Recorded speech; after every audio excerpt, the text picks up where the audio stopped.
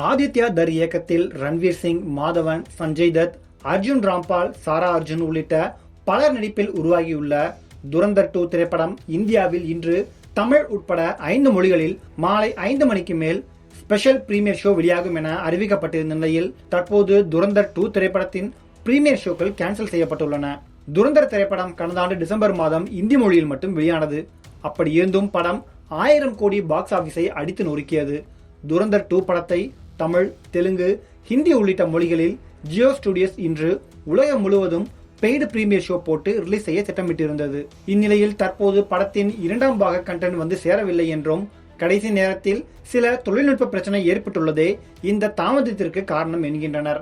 உலகம் முழுவதும் துரந்தர் 2 திரைப்படத்தின் ஸ்பெஷல் பிரீமியர் ஷோக்கள் இன்று மாலை 5 மணிக்கு பல தியேட்டர்களில் ஆரம்பமாகும் என அறிவிக்கப்பட்டிருந்தது. மேலும் 10 மணி காட்சியும் திரையிடப்படும் என அறிவித்திருந்த நிலையில் டிக்கெட் முன்பதிவிலேயே 43 கோடி ரூபாய் வசூல் வந்துள்ளதாக பாக்ஸ் ஆபீஸ் வட்டாரங்கள் தகவல் தெரிவித்தன. இந்நிலையில் துரந்தர் 2 ஸ்பெஷல் பிரீமியர் ஷோக்கள் நிறுத்தப்படுவதாக அதிர்ச்சியளிக்கும் தகவல்கள் வெளியாகியுள்ளன. PVR உள்ளிட்ட மல்டிபிளெக்ஸ் தியேட்டர்கள் அதிகாரப்பூர்வமாக அறிவித்து டிக்கெட்டை ரீஃபண்ட் செய்யவும் முடிவு செய்துள்ளன.